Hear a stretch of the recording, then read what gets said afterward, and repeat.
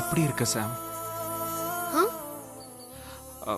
இல்ல ஃபீவர்னு சொன்னாங்க. இப்ப எப்படி இருக்குன்னு கேட்டேன். சாருக்கு என் மேல ரொம்ப தான் ஆக்குற.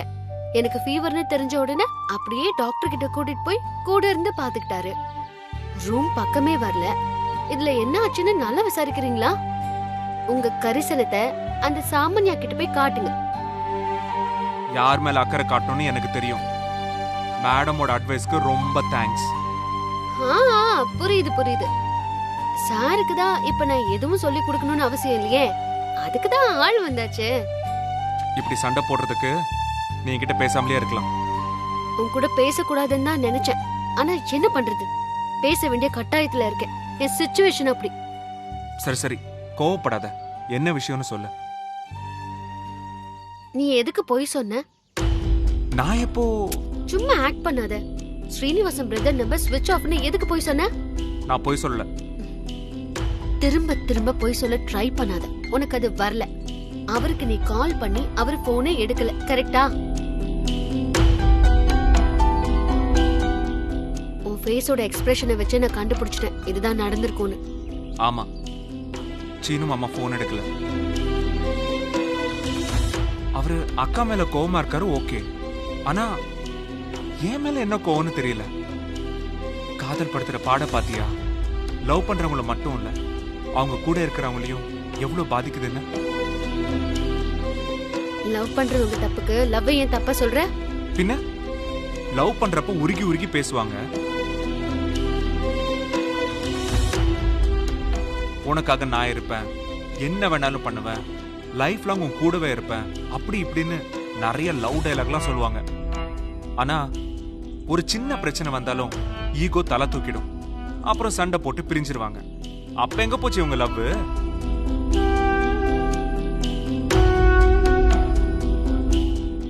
பத்மாக்கா விஷயத்தை எடுத்துக்கோ. சீனு மாமா பத்மாக்காவை எவ்வளவு லவ் பண்ணாரு, அவங்களுக்காக என்னெல்லாம் பண்ணாரு. எவ்வளவு அசிங்கம் அவமானம் எல்லாத்தையும் தாங்கிக்கிட்டாரு. அவங்க அம்மா அப்பாவே வேண்டான்னு தூக்கி போட்டு வந்துட்டாரு. அக்காவும் அவர் தான் கல்யாணம் பண்ணிப்பேன்னு ஒத்த கால நின்னாங்க. எவ்வளவு பிரச்சனைக்கு அப்புறம் அவங்க மேரேஜ் நடந்துச்சு. ஏன் உனக்கு தெரியாததா? நீ தானே தூது போன, உன் சப்போர்ட் தானே எல்லாம் நடந்துச்சு. ஆனா இப்ப நிலைமை என்ன? அந்த லவ் என்ன ஆச்சு? எல்லாம் மறந்து போச்சா? சார், இப்பவும் அவங்க லவ் அப்படியே தான் இருக்கு. ஆனா ஒருத்தருக்கு ஒருத்தர் எக்ஸ்போஸ் பண்றதுக்கு டைம் கொடுக்கறது இல்ல. லவ் பண்றப்போ இருக்கிற அக்கறை, அன்பு, பாசம் எல்லாமே கல்யாணம் பண்ணதுக்கு அப்புறம் கடமையா மாறிடுது. அப்புறம் அந்த கடமையை செய்யறதுக்காக வாழ்ந்துட்டு இருக்காங்க. இது லவ் பண்றவங்களோட பிரச்சனை தானே. இதுக்கு எப்படி லவ் குறை சொல்ல முடியும்? சாம், நான் ஒன்னும் லவ் பண்றது தப்பா, லவ்வர்ஸ் தப்பான்னு பட்டிமன்றம் நடத்தல, நடந்ததை சொல்றேன். அவ்வளவு தூரம் லவ் பண்ணவங்க எப்படி புரிஞ்சுக்காம சண்டை போட்டுக்கிட்டாங்கன்னு தான் யோசிக்கிறேன். இது ஒன்னும் நிரந்தரமான பிரிவு இல்லையே.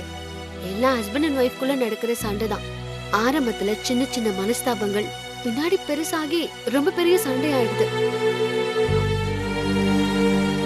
இதெல்லாம் ஆரம்பிக்கும் போதே பேசி தீர்த்துக்கிட்டா எல்லாம் சரியாயிடும். பத்மா அண்ணியோட காதல் ரொம்ப ஸ்ட்ராங்கானது. அவங்க பேசும்போது ஒண்ணு கவனிச்சியா? ஸ்ரீனிவாசன் பிரதர் கூட டைம் ஸ்பெண்ட் பண்ண முடியலங்கிறது தான் அவங்களோட ஆதங்கமே.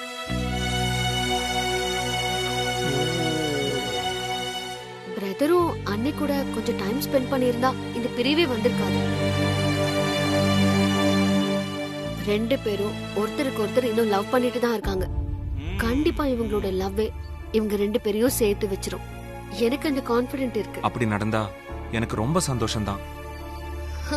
இவங்களாவது பரவாயில்ல, லவ் பண்ணி மேரேஜ் பண்ணி சண்டை போட்டு பிரிஞ்சிட்டாலும் இன்னும் அதே லவ்வோட தான் இருக்காங்க.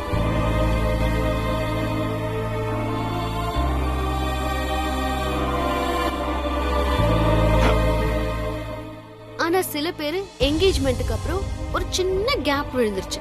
இதான் டைம்னு கைட்டு விட்டுட்டு இப்ப வேற ஆள மேரேஜ் பண்ண ரெடி ஆயிட்டாங்க. இப்பதானே தெரியுது அவங்களுக்கு அந்த பொண்ணு மேல லவ் இல்ல, அமெரிக்கா மேல லவ்னு. யார் அமெரிக்கால இருந்து வந்தாலும் மேரேஜ் பண்ணிப்பாங்க போல. சாம், நான் சொல்றத கேளு, சத்தியமா சொல்றேன். அன்னைக்கு என்னோட சிச்சுவேஷன்ல போதும். உங்களோட எக்ஸ்பிளனேஷன் எதுவும் எனக்கு தேவையில்ல. பத்மா அண்ணியையும் ஸ்ரீனிவாசன் பிரதரையும் சேர்த்து வைக்கிற வழிய பாருங்க.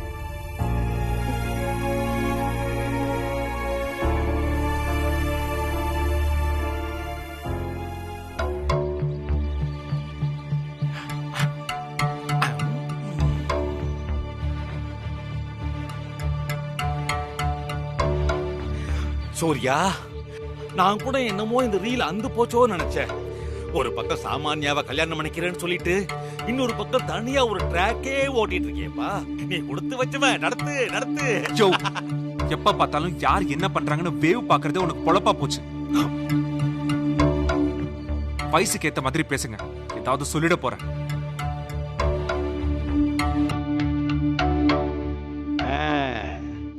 நான் இப்ப என்ன சொல்லிட்டேன்னு இவன் இவ்வளவு கோவப்படுறான். இவன் ரீல் ஓட்டலாமாமா, அத நான் சொன்னா தப்பா? டேய் சூர்யா, இந்த ரீலை நான் எப்படி அத்துறேன்னு பொறுத்திருந்து பார்.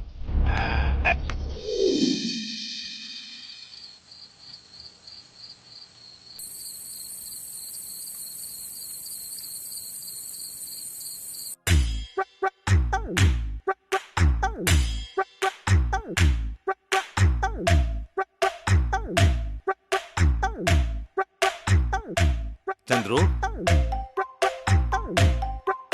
டேய் சந்துரு. சாம், என்ன திடீர்னு ரூமுக்கெல்லாம் வந்திருக்க? ஒருத்தன் எப்ப பார்த்தாலும் தூக்கத்துல அந்த பொண்ணு கூடவே வாழ்ந்துகிட்டு இருப்பான். இவனை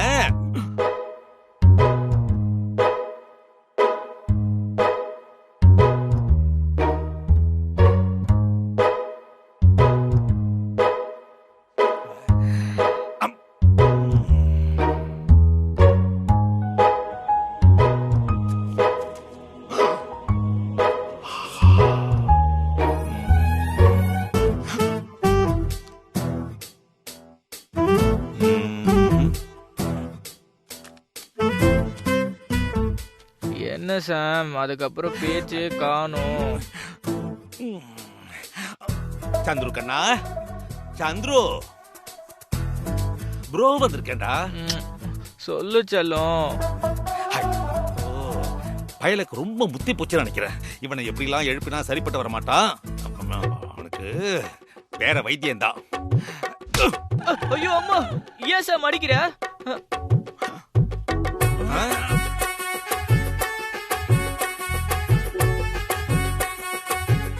என்னடா தேடுற? ஒன்னும் இல்ல ப்ரோ, சாமோட வாய்ஸ் கேட்டுச்சு. முழிச்சு பார்த்தா நீங்க இருக்கீங்க. சாம காணோம். உனக்கு எப்ப பார்த்தாலும் இதே வேலையா போச்சு. தூக்கத்தை பணத்துக்கிட்டு இதுக்கு ஒரு முடிவு கட்டுறான். எப்படி ப்ரோ? டேய், உன் மனசை திறந்து அந்த பொண்ணு கிட்ட சொல்லுடா. நான் உன்னை காதலிக்கிறேன், உன்னை கல்யாணம் பண்ணிக்க ஆசைப்படுறேன்னு ஓப்பனா சொல்லு. இல்ல ப்ரோ, ஏற்கனவே ஒரு தடவை அப்ரோச் பண்ணிதான் நம்ம இனிமே ஃப்ரெண்ட்ஸ்னு சொல்லிட்டா. இதுக்கப்புறம் எப்படி அது முடியும்? இதுக்கு முன்னாடி அந்த சாம் சூர்யாவை லவ் பண்ணிட்டு இருந்தா. இப்பதான் அது புட்டுக்குச்சே. அது எப்படி உங்களுக்கு தெரியும்? அது எப்படியோ தெரியும். அதுவா முக்கியம்? இப்ப ஓ லவ் நீ சாம் கிட்ட சொல்லணும், அதான முக்கியம். ஆமா ப்ரோ, ஆமா ப்ரோ. அதுக்கு தான்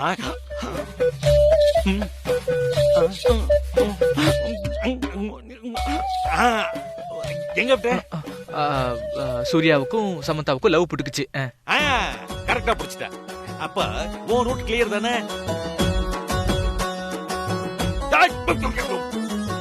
நான் சமந்தா இல்லடா, என்ன நினைச்சிட்டு இருக்க? ச்சே, ஐயய்ய ப்ரோ, நீங்க தண்ணிய போட்டு உளறிட்டு இருக்கீங்களோன்னு நினைச்சிட்டு இருந்தேன். பின்ன என்ன ப்ரோ, நடு ராத்திரில இப்படி தூங்கிட்டு இருந்தவனை எழுப்பி கூட்டைய குழப்பிட்டு இருக்கீங்க.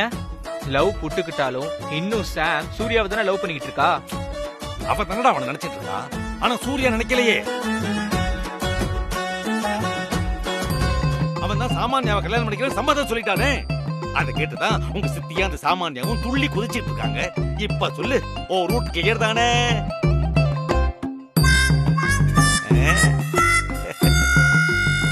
ஆனா சாம் மனசு எப்படி மாத்த முடியும்? அந்த பொண்ணுதான் சூர்யா சாமானியாவை கல்யாணம் பண்ணிக்கிறேன்னு சொன்னதை நினைச்சு அழுதுட்டு இருக்கே. இப்ப அந்த பொண்ணுக்கு தேவை தன்னோட சோகத்தை சொல்லி அழுது சாயறதுக்கு ஒரு தோள். நீ போய் நில்லு, குபீர்னு உன் தோல்ல சாஞ்சிருவா, லவ் டெவலப் ஆயிடும். நீங்க சொல்றது கரெக்ட் தான் ப்ரோ. இந்த டைம்ல சொன்னா அவ எப்படி அக்செப்ட் பண்ணுவா? அதுக்கு தான் ஐயா கைவச ஒரு ஐடியா இருக்கு. என்ன ப்ரோ? அதுக்கு என்ன பண்ணணும்னா சரி, எனக்கு அர்ஜென்ட்டா கொஞ்சம் பணம் தேவைப்படுது. நான் போய் அதுக்கு ஏற்பாடு பண்ணிட்டு காலையில வந்து மீதியை சொல்றேன். ப்ரோ எங்க கிளம்புறீங்க? உங்களுக்கு பணம் வேணும்னா நான் தர மாட்டேனா என்ன? எவ்வளவு வேணும்னு மட்டும் சொல்லுங்க. அது எப்படிப்பா நான் போய் உங்ககிட்ட? கூச்சப்படாம கேளுங்க ப்ரோ. எனக்கு ஒரு 4000 ரூபாய் வேணுமே. 4000 ரூபாய்க்கு போயிட்டு 5000 ரூபாய் இருக்கு, இதை வச்சுக்கோங்க. ரொம்ப தேங்க்ஸ்பா. என்ன அப்படியே போறீங்க? ஐடியாவை சொல்லிட்டு போங்க. இப்படிதான் காரியத்துல கண்ணா இருக்கு ப்ரோ. இப்ப சொல்றேன் கேளு.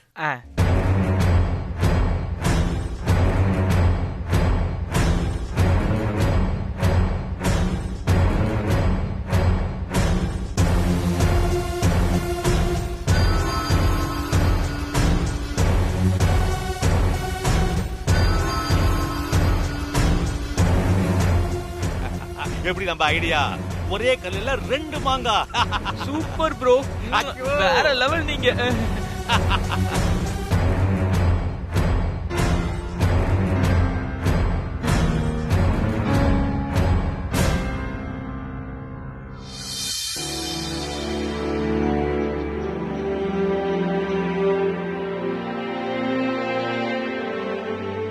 நடராஜன் சார். சொல்லுங்க சூர்யா தம்பி. எனக்கு சுந்தரம் சார் ஃபோன் பண்ணாரு. இன்னும் ஸ்டாக் கிளியர் பண்ணலன்னு சொல்றாரு. ஏன் சார், என்னாச்சு? தம்பி, அவங்களோட ஸ்டாக் இங்கே தான் இருக்கு. ஆனா அவங்க கட்ட வேண்டிய பணம் பேலன்ஸ் நிறைய இருக்கு தம்பி. அதை அவங்க கட்டினா தான் நம்ம கிளியர் பண்ண முடியும். பரவாயில்ல சார், நீங்க கிளியர் பண்ணிடுங்க. 10,000 20,000 பரவாயில்ல, 14 லிட்டர் தம்பி, அதான் யோசனையா இருக்கு. என்ன சார் நீங்க? அவர் எவ்வளவு வருஷமா நம்ம கூட பிசினஸ் பண்ணிக்கிட்டு இருக்காரு, இதுக்கு போய் யோசிக்கிறீங்க? இல்ல தம்பி, இந்த 14 லட்சம் இப்ப தர வேண்டியது இல்ல, ரொம்ப வருஷமா கட்ட வேண்டிய பணம். கேட்டா இப்ப கட்டுற அப்ப கட்டுறேன்னு சொல்லி 4 வருஷமா இழுக்கடிச்சிட்டாங்க. அதனால பணத்தை கொடுத்தீங்கன்னா ஸ்டாக்க கிளியர் பண்றேன்னு கட் அண்ட் ரைட்டா சொல்லிட்டாங்க. என்ன சார் நீங்க? நாம கூட எவ்வளவு பேருக்கு காசு தரணும். செக் பவுன்ஸ் ஆயிருக்கு. ஆரம்பத்துல எல்லாரும் போலீஸ்ல கம்ப்ளைண்ட் கூட பண்ணாங்க. நான் பேசினதுக்கு அப்புறம் கொஞ்சம் அட்ஜஸ்ட் பண்ணிக்கிட்டாங்கல்ல, அந்த மாதிரி தான். அவங்க எல்லாம் நம்ம கிட்ட கராரா நடந்துகிட்டு இருந்தா நம்மளால எதுவும் பண்ணிருக்க முடியாது. இனிமே இந்த மாதிரிலாம் பண்ணாதீங்க சார். உடனே கிளியர் பண்ணுங்க. நான் ஆபீஸ்க்கு தான் வந்துட்டு இருக்கேன். சரிங்க தம்பி. சந்துரு, உன்கிட்ட தான் பேசணும்னு நினைச்சிட்டு இருந்தேன். என்னண்ணே? உன் டிபார்ட்மெண்ட் தான் ஒரு சின்ன பிரச்சனை. டைம் ஆச்சு, வா ஆபீஸ். என்ன பிரச்சனைண்ணே? ஸ்டாக் கிளியரன்ஸ் சம்பந்தமா ஒரு சின்ன இஷ்யூ. நான் பேசிட்டேன். சரிண்ணே, அப்ப நீ ஸ்ட்ரைட்டா ஆபீஸ்க்கு போ. சித்தப்பா இந்த ஃபைலை மால் மேனேஜர்கிட்ட கொடுக்க சொன்னாங்க. நான் கொடுத்துட்டு அப்படியே நேரா ஆபீஸ் வந்துடுறேன். சரிடா, பார்க்கலாம்.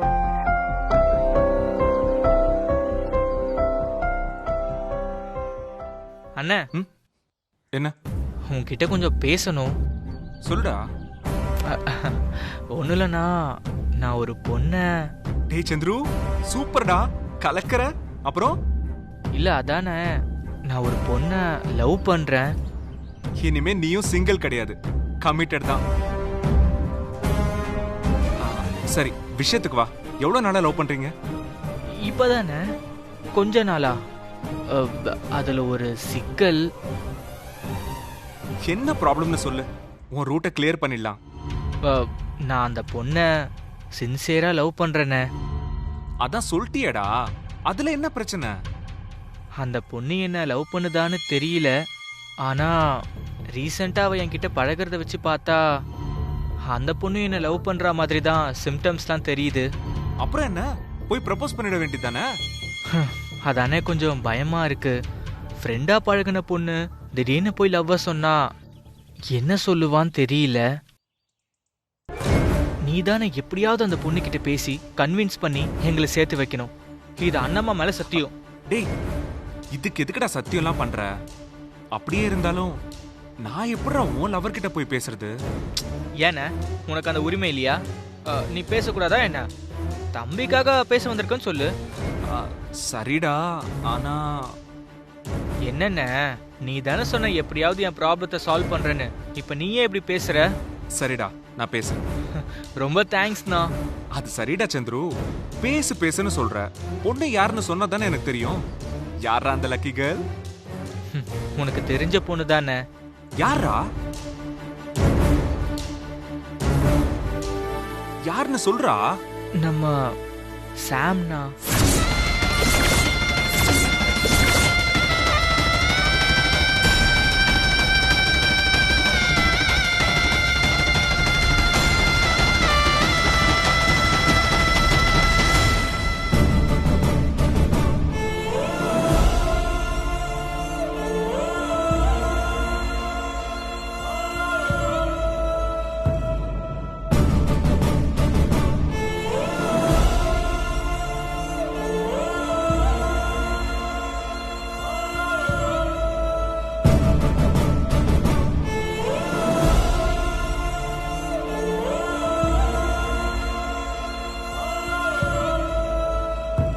நீ தப்பா நினைச்சுக்காதண்ணா, உனக்கும் சமந்தாவுக்கும் பிரேக்கப் ஆயிடுச்சு.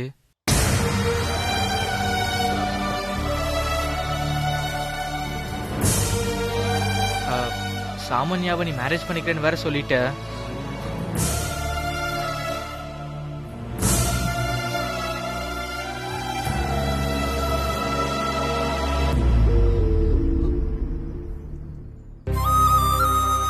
சமந்தாவும் கொஞ்ச நாளா என்கிட்ட பழகிறத வச்சு பாக்குறதுல ஒரு டிஃபரன்ஸ் தெரியுது.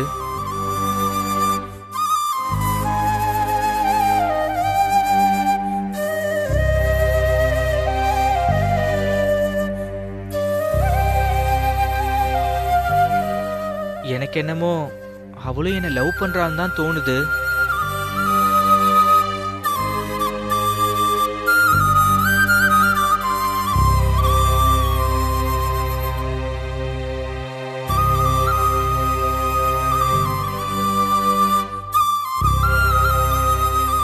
நீதானே எப்படியாவது அவகிட்ட பேசணும்.